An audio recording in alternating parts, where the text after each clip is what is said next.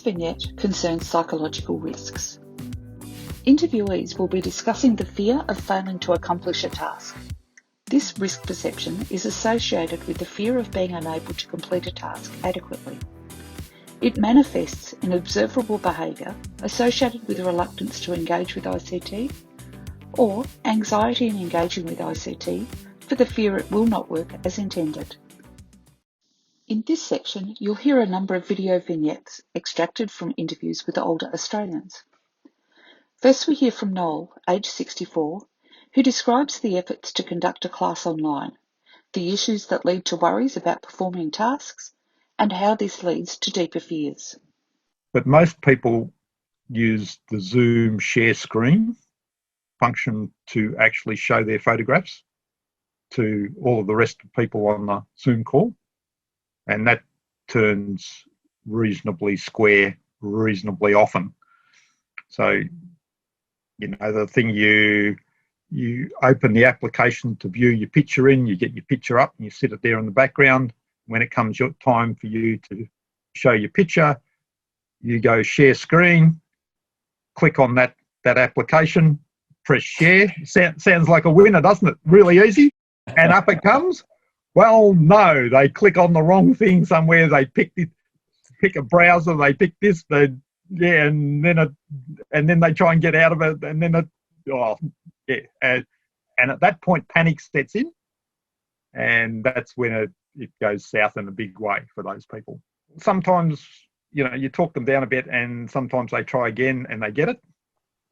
Sometimes you give them a couple of hints and they get it, and sometimes they get more and more flustered, and it just doesn't work. The more flustered they get, the less likely they are to do the sequence that they need to do. Next, Lee, aged 77, speaks to her own experience trying to run a webinar and the nervousness and fear of failure which that brought with it. Ballarat U3A recently had to have an AGM. It had been deferred. It then eventually had to be held, and the job of running it was thrown at me, and I had to conduct a webinar, which I didn't know anything about at the time or how to do it. So I went on a pretty steep learning curve, searching through Zoom's own presentations on how to do it, asking a lot of questions. And because I was the only one there on the committee that was figuring that out, we did a couple of trial runs and thought we'd got things right. But when it came to the actual webinar, I was nervous that I would do something that didn't work, or that might ruin what we had to get through. In the event, it went very smoothly.